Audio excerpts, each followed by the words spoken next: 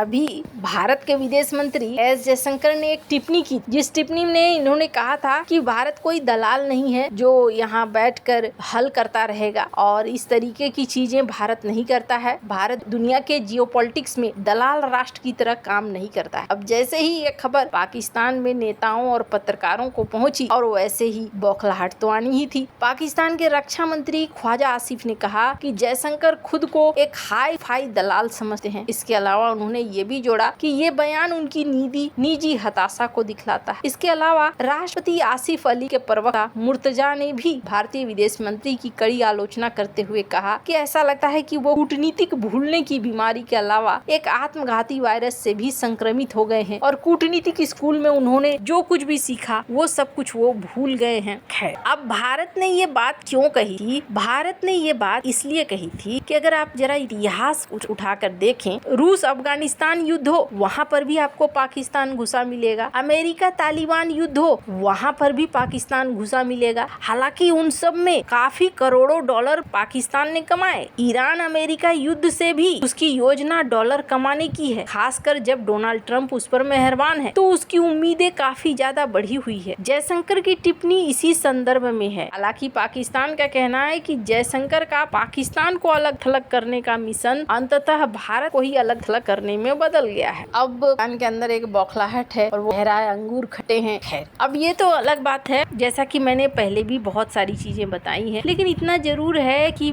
Iran के इस युद्ध के बीच में भारत के आसपास बहुत कुछ हो रहा है और ये बहुत ही ज्यादा जरूरी भी कि भारत अलर्ट रहे। भारत ने इस नोटम को जारी किया है। इस नोटम के जरिए भारत बे ऑफ बंगाल में एक मिसाइल का परीक्षण करने जा रहा है और उस मिसाइल की बहुत ज्यादा डिटेल नहीं दी गई है। तो भारत आखिरकार क्यों अपनी तैयारियों को ताबड़तोड़ मजबूत रख रहा है? भारत के आसपास अभी बहुत कुछ चल रहा है। अचानक से भारत ने भी नोटम जारी किया है तो चाइना ने भी पाकिस्तान के साथ मिलकर अपनी नेवी को उतारा है। वहीं बांग्लादेश ने पाकिस्तान को एक बड़ा हैरान कर देने वाला झटका दिया है। जियोपॉलिटिक्स में बहुत कुछ चल रहा है, हमेशा की तरह जानने को मिलेगा बहुत कुछ। इस वक्त जिस तरीके से ये लड़ाइयाँ चल रही हैं, इस लड़ाई में पूरी दुनिया संकट में है और सिर्फ भारत ही नहीं बल्कि भारत के आसपास के अगर पड़ोसियों की बात करें तो उनकी स्थिति बहुत खराब हो रही है। जैसे बांग्लादेश की बात करें तो स्क्रीन पर एक आर्टिकल देखिए। बांग्लादेश में ईंधन का शॉर्टेज होना शुरू हो चुका है। कई सारे पेट्रोल पंप शट डाउन हो चुके हैं। तो वहीं कई सारे के मालिक ये कह रहे हैं कि जल्दी ही पेट्रोल पंप बंद हो जाएंगे अगर तेल नहीं आया तो। तेल एक बहुत बड़ा समस्या बन चुका है। वैसे तो बांग्लादेश को भी स्ट्रेट ऑफ हॉर्मुज से छूट मिली हुई है, लेकिन बांग्लादेश और भारत में बहुत अंतर है। भारत का तेल जब निकलता है स्ट्रेट ऑफ हॉर्मुज से, उसके बाद भारतीय नेवी उस सुरक्षा देते हुए अपने देश तक लेकर आती है। यानी समझिए तो डबल सुरक्षा भारत देता है, तब जाकर टैंकर पहुंचते हैं। अब एक प्रमाण देखिए,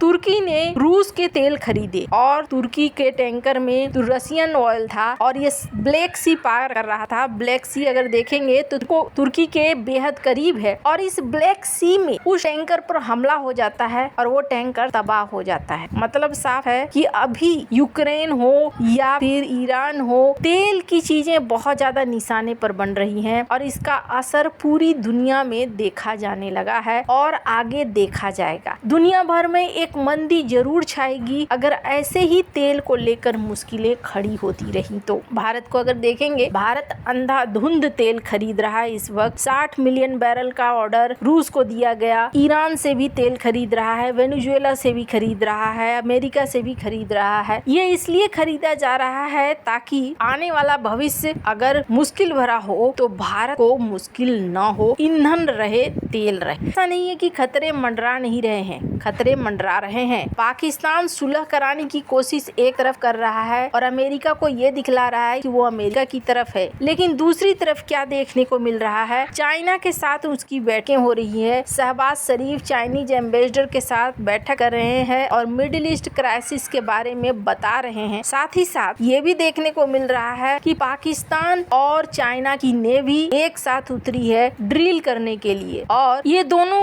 अभी ड्रिल करेंगे और वो भी पाकिस्तान पास है। अब जिस तरीके से माहौल बनता हुआ दिख रहा है, उस माहौल में एक चीज तो है कि दुनिया में अनिश्चितता है। आने वाले समय में क्या होगा किसी को कुछ पता नहीं है। हो सकता है ये युद्ध और भी ज्यादा आगे बढ़े, और अगर ये युद्ध आगे बढ़ता है तो फिर इसमें चाइना, पाकिस्तान के भी रोल देखने को मिल सकते हैं। पाकिस्तान का रोल तो इसलिए देखने को मिल जाएगा क्योंकि पाकिस्तान के ऊपर सऊदी अरब का दबाव भी है और ये दबाव असर कर रहा है।